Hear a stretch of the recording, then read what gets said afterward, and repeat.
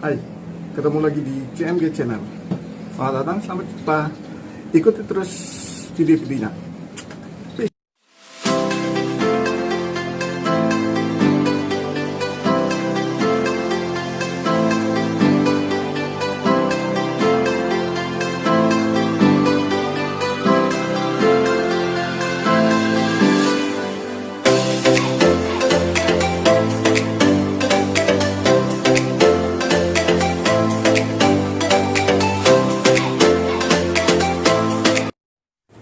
Benua Bintang Timur. Benua Bintang Timur ini sejak zaman dahulu dikuasai oleh 9 makhluk yang memiliki kekuatan luar biasa. Setiap makhluk ini dapat membelah laut dan menghancurkan gunung dengan mudahnya. Mereka dikenal sebagai Divine Beast.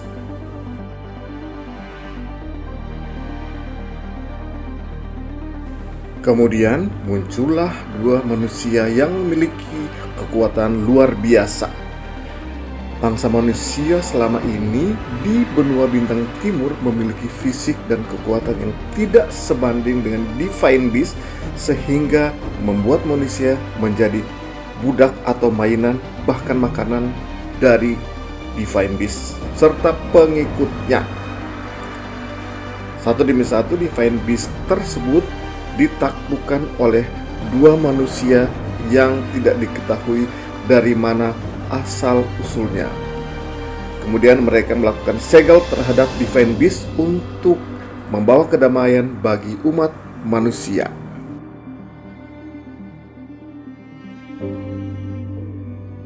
Kedua manusia tersebut menurunkan ilmu kepada umat manusia di benua bintang timur tentang bagaimana cara menyerap ki atau energi dari alam sekitar.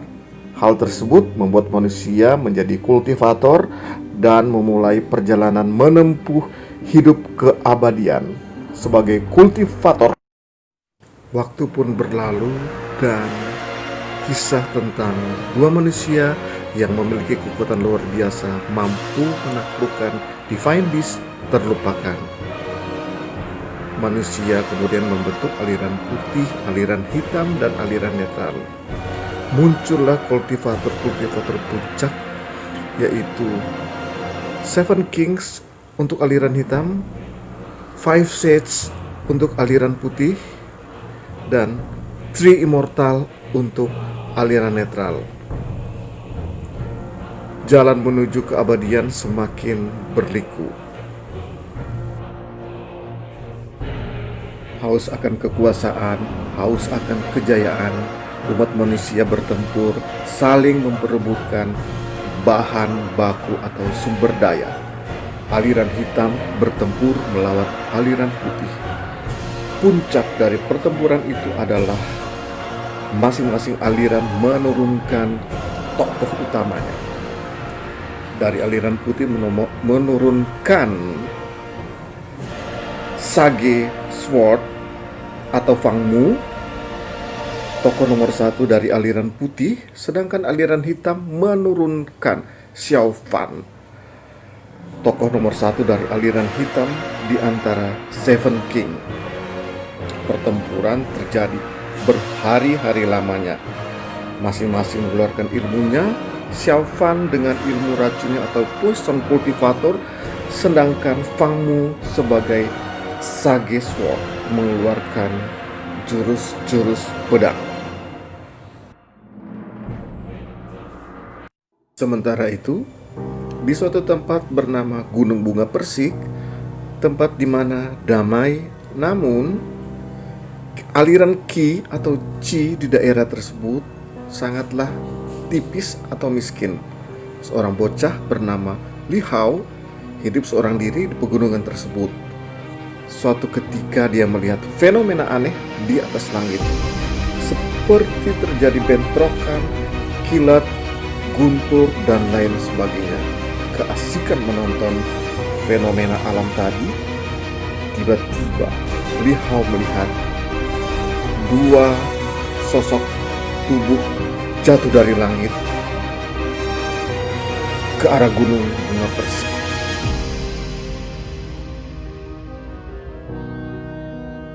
Xiao Fang dan Fang Mu, dua tokoh puncak dari dunia kultivator pada masa itu, terjatuh dari langit setelah bertempur siang dan malam berhari-hari. Sekarat menderita dan dirawat oleh Li Hao. Fang Mu atau Sword Sage yang berasal dari Heaven Mountain Sekte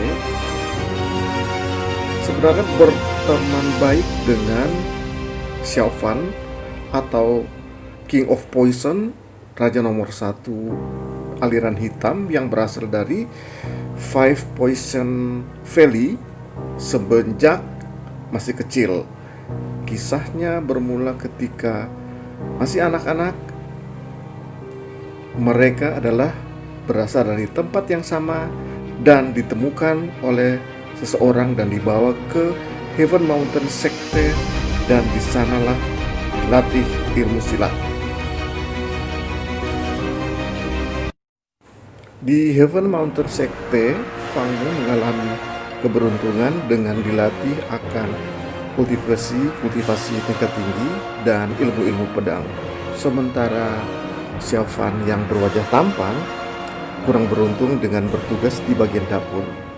Kecewa dengan hal ini, maka Xiao Fan memutuskan meninggalkan Heaven Mountain Sekte dan mencari tempat lain. Pada akhirnya, Xiao Fan memperoleh tempat di Poison Five Valley atau lembah 5 racun dan menjadi kultivator beracun. Dunia kembali digemparkan dengan kemunculan ahli racun yang berasal dari Five Poison Valley bernama Xiao Fan. Xiao Fan menjadi raja yang paling tinggi dari 7 raja ilmu hitam, dan Fang Mu menjadi tertinggi dalam ilmu putih, Sword Sage. Inilah kisah tentang Li Hao, seorang anak muda menempuh jalan hidup keabadian. Memiliki 2 orang guru yang berasal dari tokoh tertinggi aliran ilmu hitam, Xiao Fan atau King of Poison, serta Fang Mu, tokoh tertinggi dari aliran ilmu putih, yaitu Dewa Pedang, Sword Sage. Perjalanan menuju keabadian ketika membantu Five Poison Valley ketika diserang oleh aliran ilmu hitam, membantu Heaven Mountain Sekte ketika diserang aliran ilmu hitam, menempuh jalan kultivasi keabadian sehingga membuat penampilan tetap terlihat muda meskipun sudah berumur ratusan tahun. Inilah kisah Li Hao dalam perjalanannya menuju keabadian, Immortal of Destiny.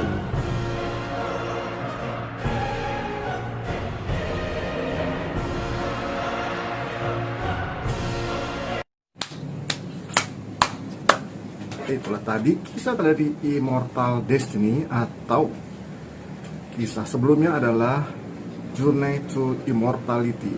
Jadi perlu saya jelaskan lagi bahwa kisah ini sebenarnya merupakan kisah remake dari Journey to Immortality. Kalau tidak salah ketika aku membacanya, autor atau pengarang mengatakan bahwa karya tersebut ketika dia membuatnya belum terlalu mantap, sehingga di remake lagi menjadi Immortal Destiny. Kata-katanya di situ diperbaiki, kisah-kisahnya lebih diperjelas dan lain sebagainya. Pada kisah Journey to Immortality, ketika aku membacanya, itu kira-kira sudah pada bab yang berapa ratus gitu. Kisahnya sudah mulai memuncak, akan tetapi author meminta untuk di remake lagi, padahal kisahnya sudah menarik. Jadi bisa kalian bayangkan bagaimana bagusnya kisah tersebut ketika di remake lagi, bukan?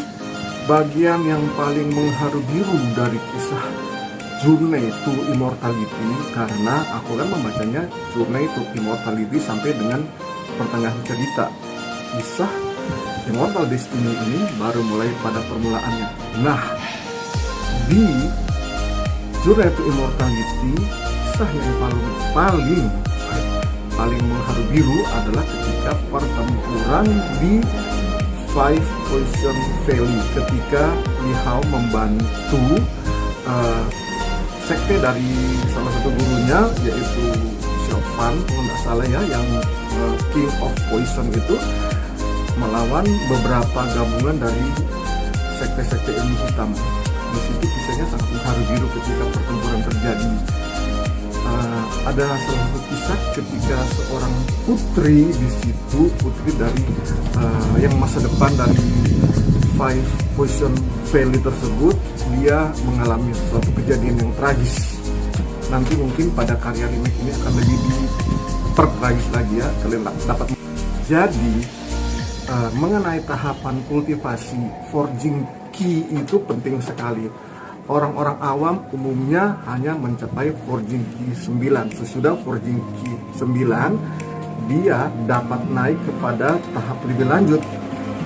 Akan tetapi jikalau hanya sampai di forging key 9, dia akan mentok di tahap selanjutnya, tahap keduanya. Nah, bagi orang-orang yang berbakat, dia akan mencapai forging key 12, kalau nggak salah. Forging key 12 dia akan mencapai Art Foundation. Itu masa depannya lebih baik. Akan tetapi lebih baik lagi adalah jikalau dia mencapai forging key 15. Forging key 15 umumnya memiliki masa depan cerah. Yang berhasil mencapai forging key 15 adalah kedua guru dari Li Hao tersebut, sehingga mereka mencapai Nation Soul kalau tidak salah, yang lebih tinggi lagi. Dan kultivasi ternyata setelah mereka perkirakan ada kultivasi yang lebih tinggi lagi daripada yang sudah mereka capai pada tingkat akhir tersebut. Bagaimana dengan Li Hao?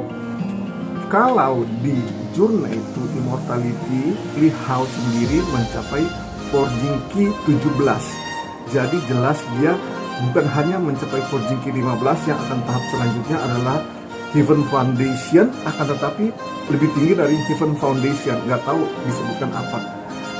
Apakah di Immortal Destiny akan berbeda?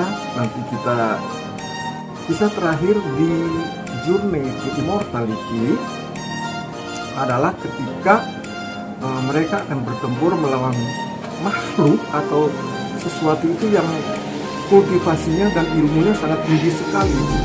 Kira-kira itu guru, salah satu guru dari Li Hao. Nah, Li Hao selain mempunyai guru dari aliran ilmu hitam yaitu Xiao Fan dan aliran ilmu putih yaitu Fang Mu, dia akan berguru juga pada salah seorang dari 3 immortal, yaitu Phil Immortal. Phil Immortal ini spesialisasinya adalah alkimia atau alkemis.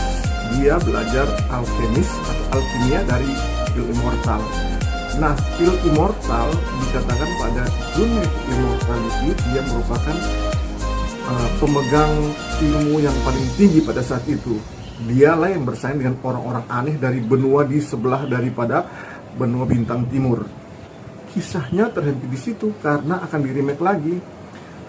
Padahal ketika saya membacanya itu sudah sangat seru sekali. Oke guys, oke, akhirnya kita tiba di penghujung dari video ini. Dan jangan lupa untuk tetap stay di channel ini, channel yang bagus ini, namun sederhana, tentang masak-masak ala-ala rumahan dan membahas novel kungfu, wuxia, pokoknya era-era seperti hal tersebut ya. Stay terus di sini dan jangan lupa like, komen, dan subscribe. Rekomendasikan bagi kerabat kalian juga ya untuk subscribe channel saya ini. Terima kasih, bye.